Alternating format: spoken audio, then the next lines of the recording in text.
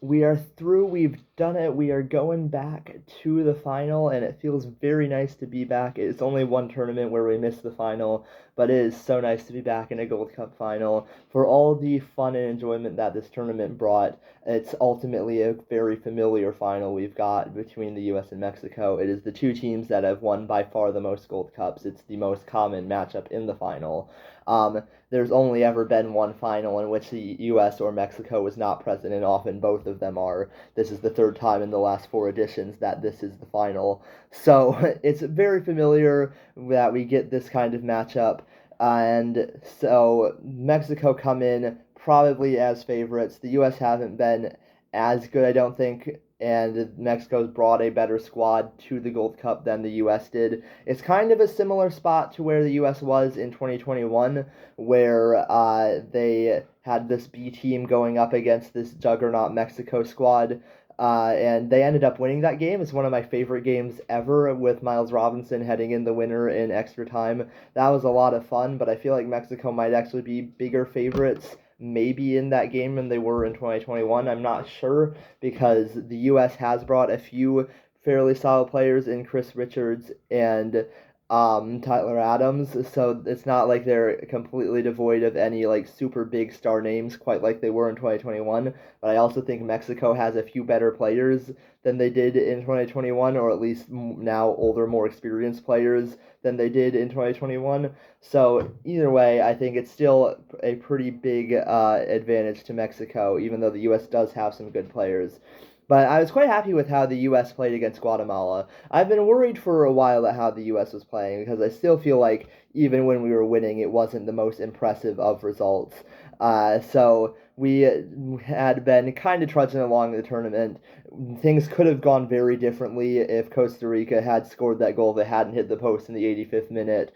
How everything went around the team, all the discourse would have been completely different if Costa Rica had scored that, but they didn't, and now we're through to the final. And I think against Guatemala, that's one of the better performances I've seen from us in recent times. It's not a massively high bar, but I think we did really well, especially in the opening to the match. Got some good attacks going, and we were up 2-0 within 15 minutes. Shout out to Diego Luna, who's going crazy. I honestly love Diego Luna. And there is something I've noticed with this team, and I didn't buy into it at first when I saw a lot of media outlets going for it, but I think it has kind of come across eventually to where I'm now believing in that a little bit more, is that this really does seem to have a lot of meaning to these players and more meaning to them. Like the look on Luna's face when he scored the goal against Costa Rica is priceless. Just that sheer absolute joy. I've never seen someone look so happy, and that was wonderful to see. And Luna just is such a fun guy. Like, it's really fun to have Luna on the team. I don't know if he's going to be a starter at the World Cup or anything, but he definitely should be on the squad. I'd love to bring Luna on, and he could be someone with, like, for on with 70 minutes played or something. He could be someone you bring on as this kind of like maverick thing that teams might not be familiar with. He's kind of different to the stereotypical U.S. player in that he has a lot more flair, I think. So Luna is an interesting guy, and it's been really fun watching him. And I do think we've seen this team grow into the tournament and also get more passion as it goes through. So they do seem to be getting stronger at the right time. I've seen a lot of criticism for their game management in the second half. I wasn't actually too opposed to how we approached the second half. I still am not entirely impressed with how Poch has been managing the team. I remember when Pochettino was announced as manager, it was like one of the best days of my life. I thought, this is it, we're fully going to the top now, but it hasn't quite been as good as perhaps we had hoped. Sometimes the great club managers don't make great international managers.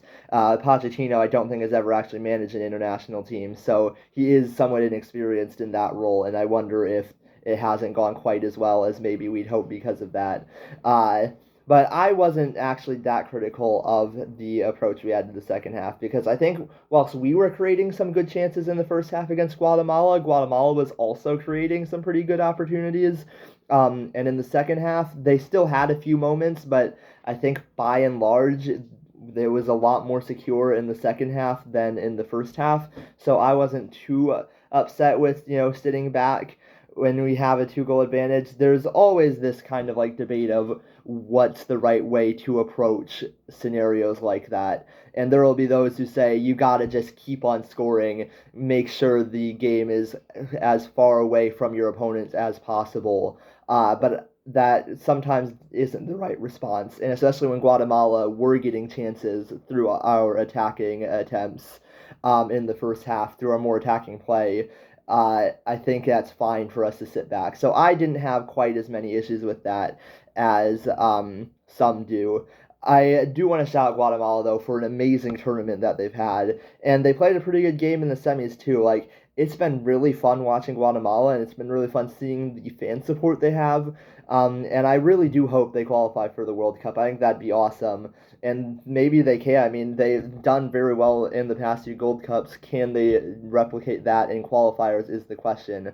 3 spots available plus intercontinental spots. So fingers crossed Guatemala makes it because I'd love to see them at a World Cup, but don't know if that's going to happen or not. Really hope it does though.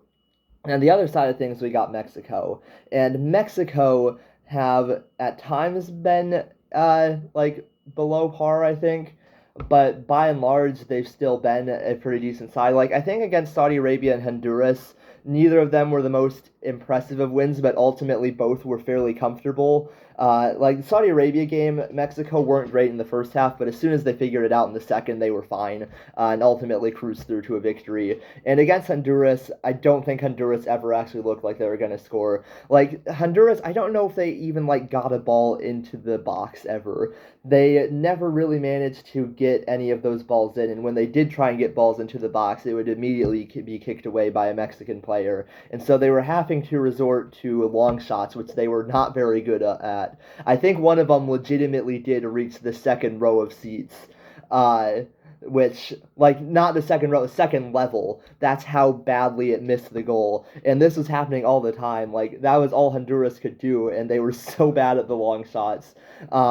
But it is an amazing journey for Honduras as well. Again, it has been a really fun Gold Cup. It's a shame that it ends in the way all Gold Cups seem to. So Mexico have gotten through fine. They've looked fairly comfortable by and large. So I do think they'll come in as favorites, but not so big of favorites that the U.S. don't have any hope of victory. And if they could do it in 2021, they can definitely do it now. So I am hopeful, and I am very excited for the Gold Cup final. I'm hoping we can pull it off again.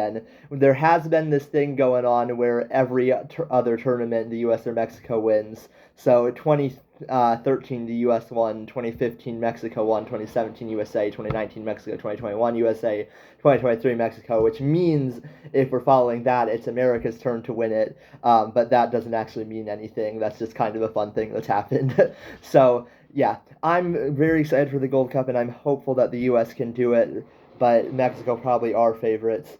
Either way, I'm going to watch it and enjoy it. I feel like for the most part, what I wanted from the U.S. was a performance that can kind of get us on the right track for the World Cup.